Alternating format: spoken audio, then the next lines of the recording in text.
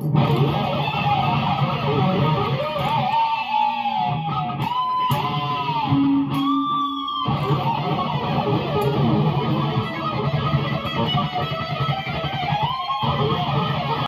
a great guy with a heart of gold, and I'm straight for of-age women that are alive, cisgendered, non-related, and consenting human female adults, and she knows this. It's not cringe. Tactical Sub kicks ass. You say it's cringe because your mommy won't let you buy a bar.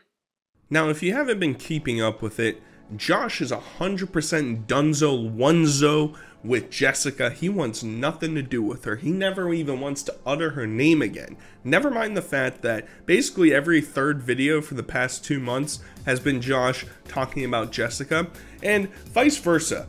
All of Jessica's streams are talking about Josh. So they're kind of feeding into this loop with each other. Oh, I hate him. And then he comes back and says, Jessica won't get my name out of her mouth, and I'm not going to talk about her anymore. And then he comes right back and he talks about her some more. So it goes about as expected. It's right on par with Josh, because we're basically getting some food hacks, we're getting some guitar playing, we're getting some complaining about Jessica. And it's a crazy ride at this point. I covered this about a month ago with him consistently talking about her, but things have ramped up a little bit more. We've got threats against him, we got sending odd objects in the mail, we got peace treaties, we got hypocrisy, we got all of it today. So it's gonna be a pretty good one. In case you can't tell, I'm a bit out of it. This is my Michael Jordan flu game. I'm fighting through it in order to talk about some degenerates online, so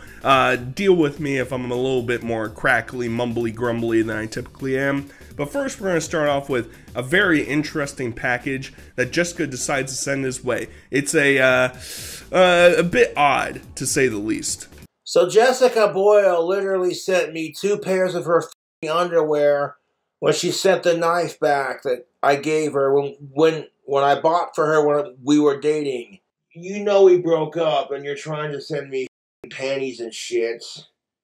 And she doesn't think that I'm not gonna, you know what I'm saying? Like, I'm gonna wash them before I let anyone of my fangirl of-age girlfriend caliber wear them, because, you know what I'm saying?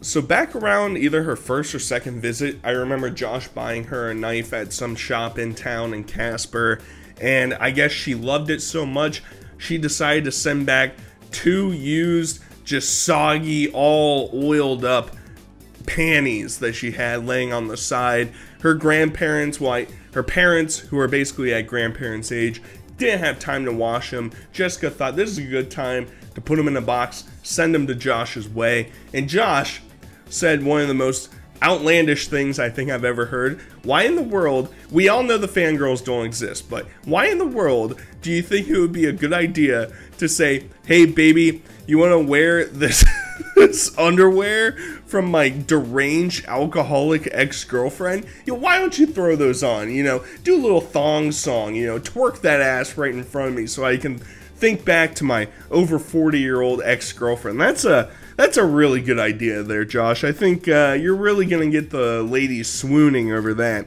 But he goes on to extrapolate that it's not as easy being him, alright? All you trolls out there trying to get one over on him, shame on you. I would never stalk my ex-crushes the way Jessica's stalking me, you know what I'm saying? I'd never dream of it, especially when all the negative stereotypes facing men. You have no idea what it's like to be me. You know, my life could be worse, but I'm just saying. You've been bullied your entire life and rejected by every chick you like since the 4th grade. You get sick of it too.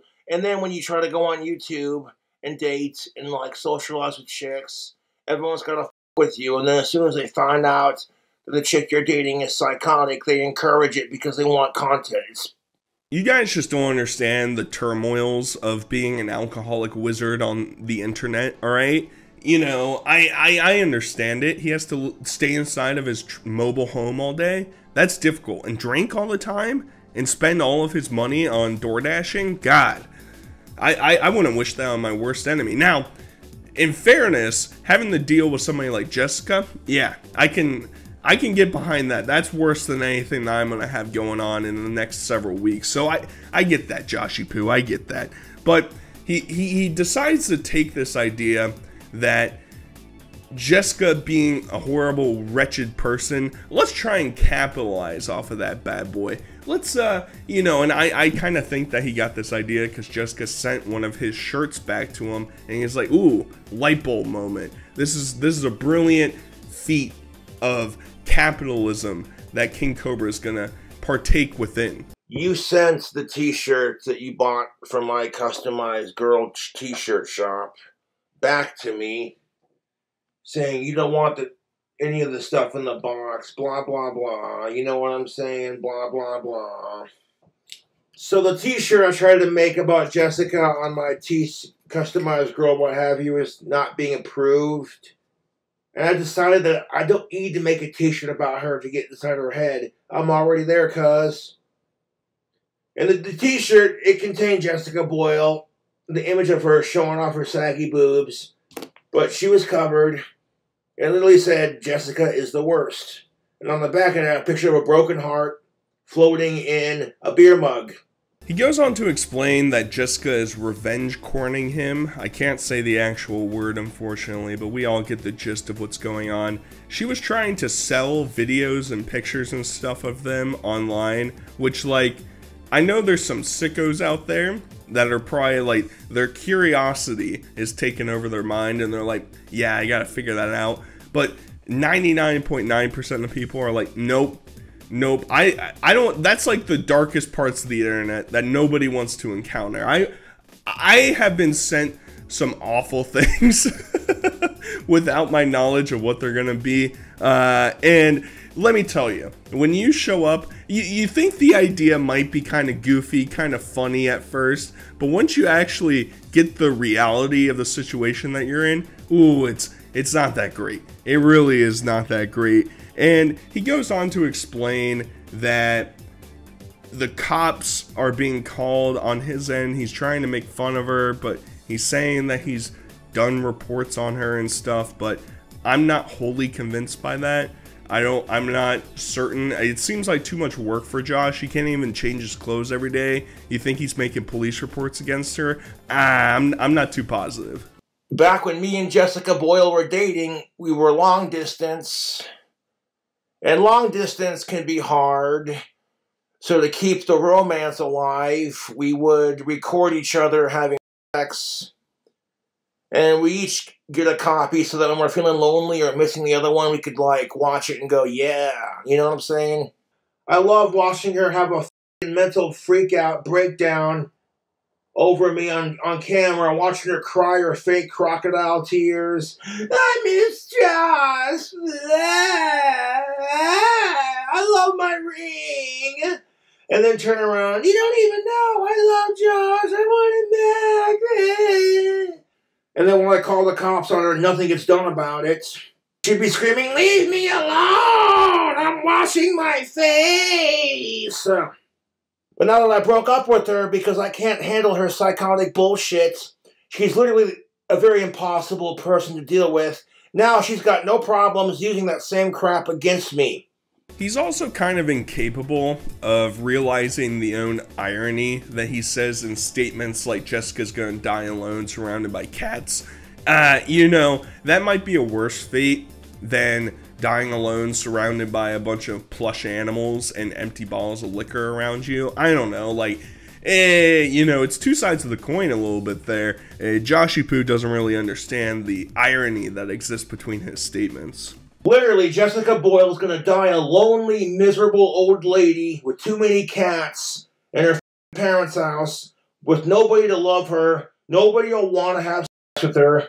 You're pretty enough to get the job done. So, like, Jessica Boyle is going to die a sad and lonely, miserable death of an overdose on Bacardi Gold in her parents' house alone with too many cats. The irony kind of ramps up to 11 because he constantly will bring up Jessica's hypocrisy and how much of a hypocrite she is for clowning on Josh for having his dad take care of basically every need in his entire life. Josh's only necessities are spending his money on DoorDash and alcohol. He doesn't have to pay bills. He doesn't have to buy the trailer that he's living in. His daddy takes care of that. But for some reason in his brain, he thinks he can take the moral high ground and say, Jessica, 40-year-old, lives in her parents' house, has no job. What a loser. And it's like, Joshy Poo, listen, that's not most definitely what is up, brother, all right?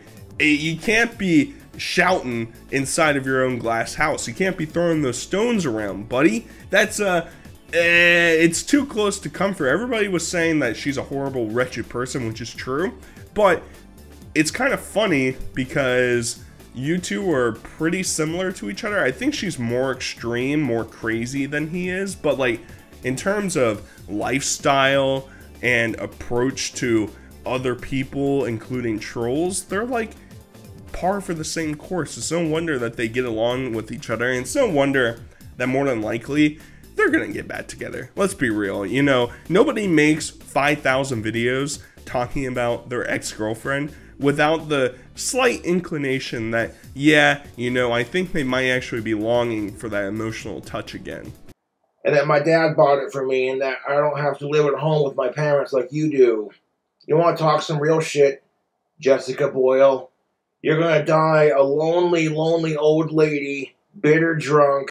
In fact, that Jessica Boyle is too mentally insane to get a real job. A 40-year-old cat lady living at home with mommy and daddy. Boyle, my ex-girlfriend has no room to talk about me having an intervention for alcohol. Her parents literally enable her by not forcing her to get a job, by allowing her to drink and sleep all day, and then she wants to sit there and call me a because my dad cares about me. And kind of piggybacking off of that previous statement, he kind of reaches this point where he says that she's so much worse than him in terms of alcohol. She just can't control herself. He brings up the memory again, which I thought was funny, that you know, she brings alcohol and he drinks all of it and she gets upset about it. It's like the most trailer trash conversation that you could ever have in the entire world. But like, yeah, she might be worse than you, theoretically. I don't know for certain, alright? But like, the pot's calling the kettle black, right? You are an extreme alcoholic. Oh, she's an extremer alcoholic? Whoa, I take back any criticism against you, Joshy Poo. I'm sorry. How dare we overstep that boundary? I like how Jessica Boyle can give me shit about my drinking when the last time she was here, she provided it. She did. She'd buy a bottle and then say, oh, don't take it all, Joshy. Can you make it last? Please save some for me. Oh, Josh needs help. Oh, really? Josh is the one that needs help? Okay. Yeah, you know what? I admit that I do have some mental problems, and I'm working on them. But Jessica refuses to admit she has problems. Flat out refuses, dude. He goes on to explain, you know, people are worried. Joshy Poo, you gotta go to rehab. You gotta go to meetings. You gotta turn your life around. Well, he explains that AA is just, it's a bridge too far because my religion or whatever he's trying to prophesize here. And, you know, there's other options out there that aren't AA, but he has no real interest in actually kicking the alcohol bug that he has inside him. He doesn't think it's a real ailment necessarily. He just thinks, yeah, you know, I'm just choosing a few drinky poos here and there. What's the harm? I'm consciously making those decisions, all right? It's no harm, no foul. Never mind the fact that all my teeth are falling out, my hair's falling out, I can't clean myself, and I live in squalor. Ignore all that, all right? He's turning his life around at his own pace. Which personally I think AA is hypocritical and it's a way to push religion, but that's just my opinion. How is Alcoholics Anonymous hypocritical? Because they tell you you need to worship Jesus to beat alcohol. And it's like, didn't Jesus' blood turn to wine? For one. And two, I don't like how rehab works. It's all negative reinforcement. And they force religion down your throats. No. You have a disease. You have a problem. I'm like, alcoholism is not a disease, it's a choice. I wouldn't call it a problem, I'd call it a situation. I got a little bit of this good stuff right here, but that's beside the point. So Jessica starts to make some outlandish accusations slash, what do you even want to call them? Dangerous idealizations against Josh, where she says she's going to basically Call of Duty him. She's going to load up that clip and get in there, you know, fly on that plane all the way to Casper and just completely obliterate him. She's going to no Russian him, to say the very least.